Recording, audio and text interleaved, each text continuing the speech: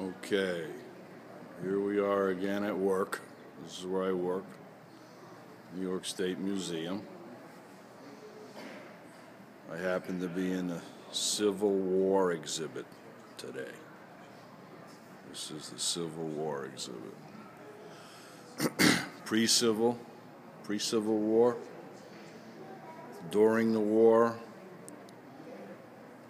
and after the war. That's the exhibits we have here.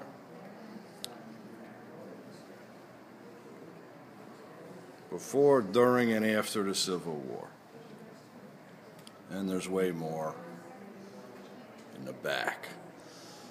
This here is the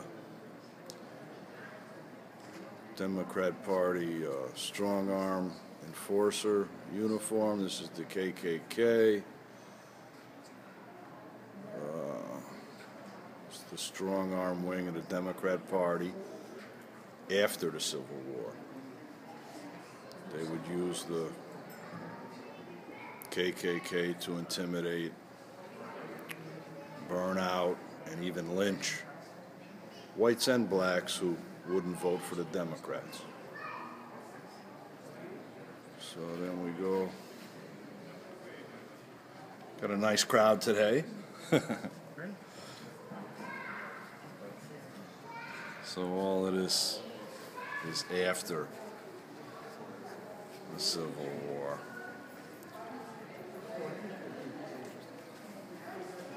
I almost hesitate to show this because it's so offensive. But that's the mentality that the Democrats had at that time. And some argue they still have it in the sense that they tend to view people as others.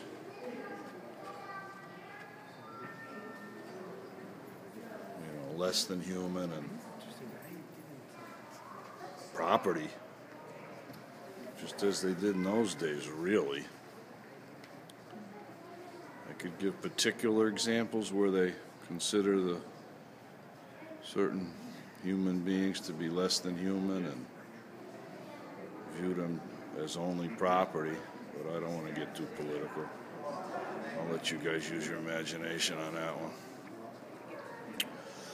But just like the Nazis used the Gestapo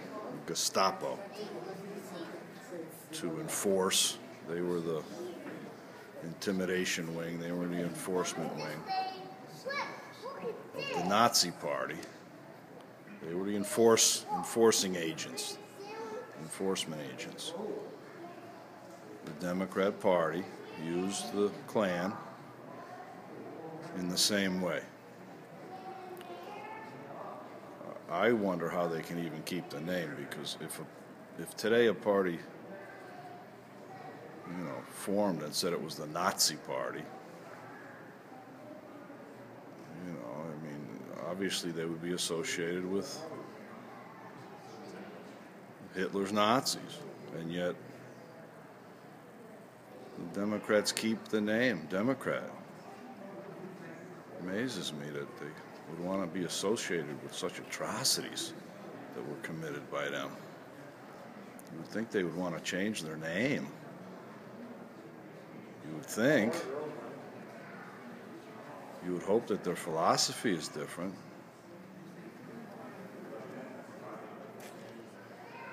So, this is where I work. It's funny, people are ducking under me and everything. It's just my cell phone I'm using. Just killing 5 minutes. Ain't no thing but a jelly bang. I hope no one's offended by this one. It's not my intention.